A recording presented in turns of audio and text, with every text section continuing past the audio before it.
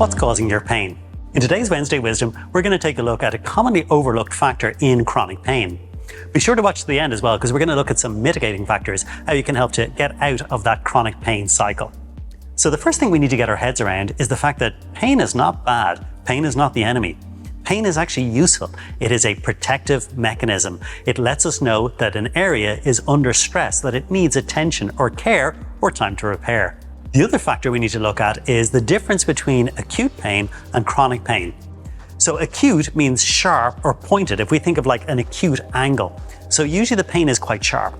And in acute cases, it's quite straightforward because the pain is where the problem is. So an example of this would be a sprained ankle. If you have torn a ligament in your ankle, it's going to be painful where the tear is. So that's really simple and really straightforward. The situation changes when we're looking at chronic pain. With chronic pain, usually the painful tissues are not the cause, rather they are an outcome or an effect, we could say. So in a chronic condition, chronic is pain that goes on really longer than 3 weeks. So it comes from the root word chronos, the passage of time. So pain that goes on a long time would be considered chronic. Now this has multiple factors, but one of the ones that's often overlooked is the process of reciprocation. This is oftentimes referred to as the law of reciprocation. So with chronic conditions, we oftentimes have muscles that become habitually short and tight. Classic example of this is when we are sitting at a desk or we're leaning into a device, we get this forward shoulder posture. So the muscles in the front of the body, muscles like pectoralis minor and the bicep, they become habitually short and tight, and they pull the shoulder girdle forward. This then causes a reciprocation to give in equal measure. That as those muscles in the front of the body are tightening, the muscles in the back are being weakened, so they have less tone. The nervous system is actually telling them to relax. This is referred to as the law of reciprocation. So the signal to reduce tone causes these muscles to become overstretched, weak, and neurologically inhibited.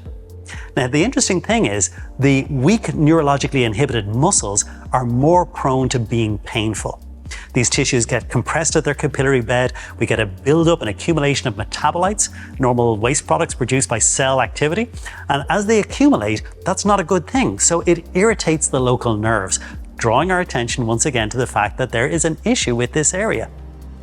But if we massage those muscles or we do something to try and mitigate that pain, if we treat where we feel the pain, we're only going to get very short-lived responses. If you figure out what muscles are in the area where you feel your pain or your symptoms, in the back of the shoulder is a very common area with muscles like levator scapula and the rhomboids and even trapezius itself. These muscles should be considered the outcome, not the cause. So we look at the opposite muscles. So really what we need to do is look at what muscles do the opposite action. In anatomy, these would be referred to as the antagonistic muscles. They work in opposition. So the muscles that typically pull us forward, as we said, are bicep and pecs. So these muscles are tight and should be stretched. We've got a whole video on YouTube about stretching these common muscles, and it does include pectoralis minor and bicep. So we'll be sure to include a link for that. So if we stretch those muscles and give that about a week or 10 days of practicing stretching, that's going to start taking pressure off the area that is painful, that is symptomatic, that is contributing to our chronic pain. After about 10 days, we can start doing strength work. And you can do this in a number of different ways. You can use bands, you could use weights, you could use home objects like water bottles, anything that provides some resistance that is encouraging tone in those weak muscles. So this brings us on to mitigating factors. How do we offset our chronic pain? How do we break that cycle? Well, the first thing is we can reduce the other stressors on our nervous system.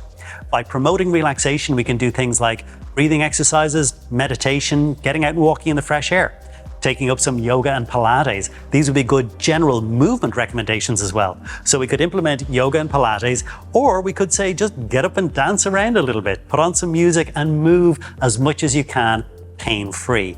Start stimulating some of the nerves that are associated with movement, and this helps to turn down the volume on our pain.